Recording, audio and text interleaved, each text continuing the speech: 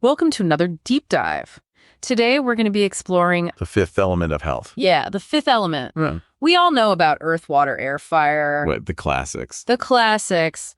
But could there be something else? Something we've been missing? It really makes you think, doesn't it? What if our well-being is actually tied to the Earth's energy? Like profoundly connected. That's exactly what we're going to be looking at today. You sent us some excerpts from PEMF, The Fifth Element of Health by Bryant Myers. Oh yeah, good book. And it seems like you're especially curious about whether these earth frequencies really impact us. Definitely. And if all this talk about electrosmog is really something to worry about. That too, yeah. So hopefully this deep dive will help us answer those questions. I think so. All right, so Myers starts off by reminding us about the delicate balance of elements needed for life to exist. Right. It's got to be just right. From the whole universe. The whole universe. Down to our own planet. Yeah, it's pretty amazing. It is. Everything needs to be in a very specific balance. Everything's got to work together. And he says that as humans, we need to connect with these elements in their purest forms. So like natural food, clean water, fresh air. Yeah, those are basics. And sunlight for that fire element. Okay, so far so good, right? Yeah. Pretty standard stuff. Exactly. And then he throws a curveball. He does. That's where things get really interesting. He introduces this idea of a fifth element. Earth's natural PEMFs. PEMFs. Pulsed electromagnetic fields. Pulsed electromagnetic fields. Something from the Earth. So he's saying that these PEMFs are just as crucial to our health as those other four. Just as important as food, water, air, sunlight. It's like we've been missing a key ingredient. Exactly. Wow. Okay, this is already challenging my conventional understanding of health. And that leads right into the next point. Oh, does it? The body electric. The body electric. You know how we often think of the body as this kind of like a machine? Yeah, like a machine. Myers is saying that's way too simple. Okay, I'm intrigued. He's using this thing called quantum field theory. Ooh, quantum physics. It's revolutionizing physics. It shows that energy fields and information fields are actually fundamental to reality. So instead of just the physical stuff, Myers is saying we need to understand the body's energy. Yeah. He explains how our cells are always generating and responding to electromagnetic fields. All the time, constantly. So if we're beings of energy, does that mean we're interacting with the Earth's energy fields? Oh, good question. Are we in sync or out of tune? Hold that thought. Because Myers actually addresses that next. He introduces this amazing concept called the living matrix. It's kind of like a communication network that connects every single cell in your body. Electromagnetic signals and even biophotons. Biophotons. Light emitted by the cells. Yeah, it's super fast communication. I mean, it's mind-blowing to think that all this is happening inside us all the time. It is. So we've got this internal energy network, but how does it connect to the Earth? That's where the Earth's magnetic field comes in. The Earth's magnetic field and someone called the Schumann resonance. The Schumann resonance. Can you explain what that is? So the Earth's magnetic field is created by the movement of molten iron in the Earth's core. And those movements actually create these pulsing frequencies. And that's the Schumann resonance. That's the Schumann resonance. It's kind of like the Earth humming its own tune. He explains that things like lightning strikes add to these frequencies. Right, and they resonate between the Earth's surface and the ionosphere. It's like the Earth has a heartbeat. It does. And guess what? The primary Schumann resonance frequency is about 7.83 hertz. 7.83 hertz. That's almost the exact same as the alpha brainwave frequency that humans experience when they're relaxing. So maybe we evolved to be in sync with the Earth's rhythm? It's possible, right? Myers thinks so. He presents research showing that our brains, our bodies, even our individual cells resonate most strongly to frequencies within the 0 to 30 hertz range. Makes sense. And guess what else falls in that range? I bet I know the Earth's Schumann and geomagnetic frequencies. Exactly. Body-mind-earth connection. All connect. And to make it even more convincing, Myers says that our bodies actually emit those same frequencies. They've been detected up to 15 feet away. Wow, so we're like walking antennas. It seems like it, constantly interacting with the Earth's energy field. Which brings us to the potential downsides of our modern lives.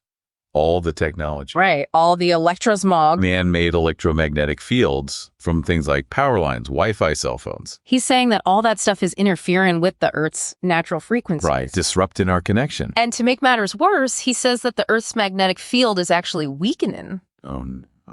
He even mentions this Japanese study where workers in metal buildings which blocked natural PEMFs, They were blocked off. they experienced all these health issues. Well, what kind of issues? Fatigue, insomnia, all sorts of things. They called it magnetic deficiency syndrome. Magnetic deficiency It syndrome. makes you think, doesn't it? We spend so much time indoors surrounded by technology. Yeah, cut off from nature. Could that disconnect be contributing to some of the health challenges we're seeing today? It's a good question to think about as we move into the next part of our deep dive. Definitely a lot to ponder. A lot to ponder. But for now, we'll take a break and come back to that in part 2.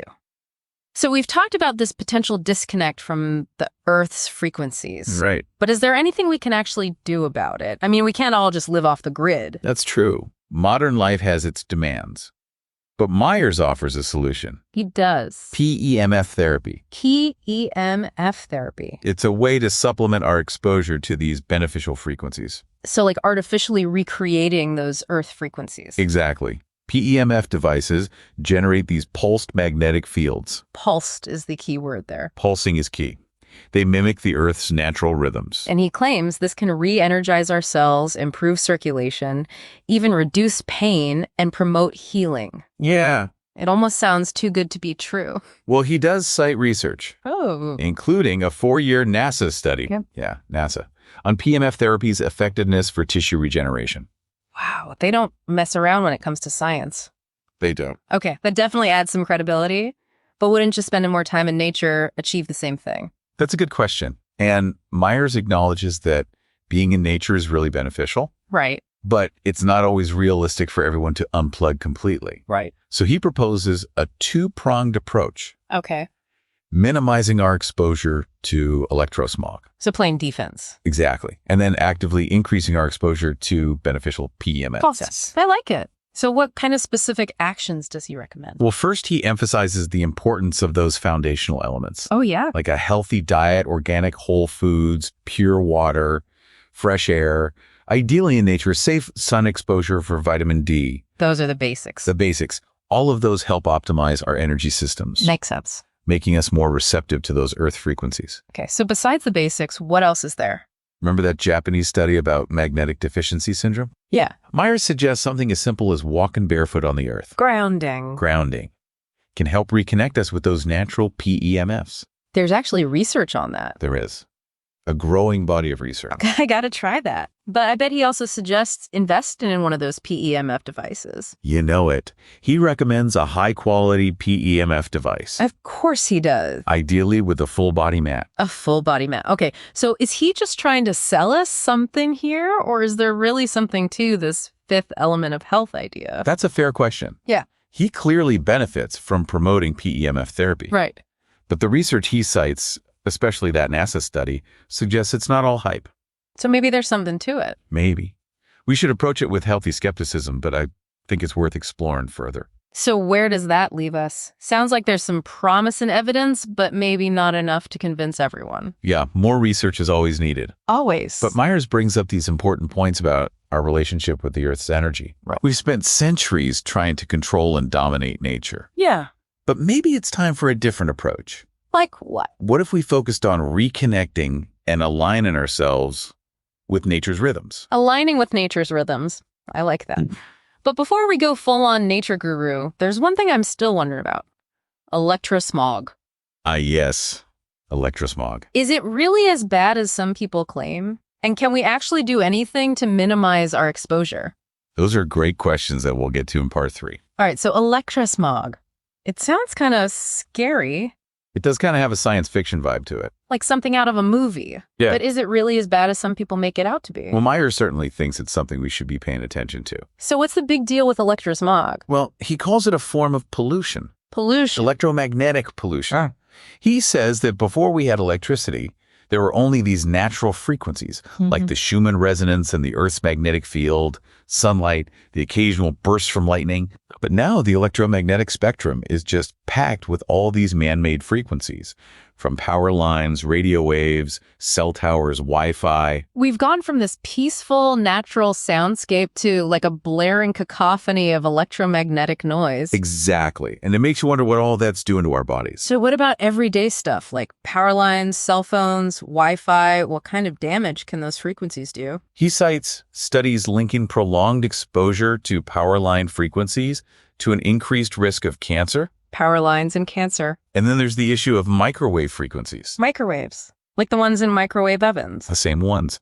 And it turns out those frequencies are emitted by cell phones, Wi-Fi routers, even some baby monitors. Wait, baby monitors? I thought those were supposed to be safe. Well, not necessarily. Myers explains that many baby monitors in the U.S. emit this constant microwave signal. So both the baby and the parent are being exposed to continuous radiation. That's kind of scary. It is. He suggests opting for corded or voice-activated models instead. To minimize exposure. To minimize exposure. Okay, so it's not just about the big stuff like power lines, but also these everyday devices we don't even think about. Exactly. And Myers says it's all about awareness. So is he saying we need to ditch all technology and go live in a cave? He's not saying we need to go completely off the grid, but he does offer some tips for minimizing our exposure. Okay, give us the lowdown. What can we do? Well, first, he emphasizes the importance of distance. Distance. Yeah, the intensity of these fields drops off really quickly as you move away from the source. So, like, keep your distance from stuff. Exactly. So keep your distance from high EMF appliances like your microwave. Use speakerphone or an air tube headset when you're on your cell phone. Move your Wi-Fi router away from where you spend a lot of time. Okay, distance. Got it. What else? Hardwire your devices whenever you can. Like with Ethernet cables instead of Wi-Fi? Exactly. And unplug stuff when you're not using it. To get rid of those electromagnetic fields. Exactly. He also suggests replacing those energy-saving CFL light bulbs. CFLs? Yeah, the compact fluorescent ones. But those are supposed to be good for the environment. I know. But apparently they emit a lot of radiation. He recommends using traditional incandescent bulbs instead, especially in areas where you spend a lot of time. So now it's like you got to choose between electro-smog and climate change. I know it's a tough one. But I think Myers' point is that we need to be aware of these trade-offs and make informed choices. He's not saying throw away all your technology. No, but use it mindfully. Mindful technology. I like that. So what's the bottom line here for our listeners? I think the key takeaway is that our bodies are electric. We've evolved in tune with the Earth's natural frequencies. And disrupting that harmony has consequences. Right. We may not know the full impact of electrosmog yet. Yeah. But we can't just ignore it. So it's about making informed choices and taking steps to minimize potential harm? Exactly. It's about taking responsibility for our energetic well-being. I like that, energetic well-being. It's just as important as our physical health. So maybe by tuning in to our own energy and the energy of the earth, we can not only improve our health, but also find a sense of harmony and connection that's been missing. That's a beautiful thought. It is. And that's something worth striving for. Definitely. All this talk about energy is making me want to go for a barefoot walk in the park. Count me in. Always up for an adventure in nature. But first, I'm going to unplug my Wi-Fi router and swap out those CFLs. Small steps. Small steps. But they can lead to big changes. Thanks for joining us on this deep dive, everyone. We hope you learned something new. And that you feel empowered to take control of your health. Stay curious, stay grounded, and stay tuned.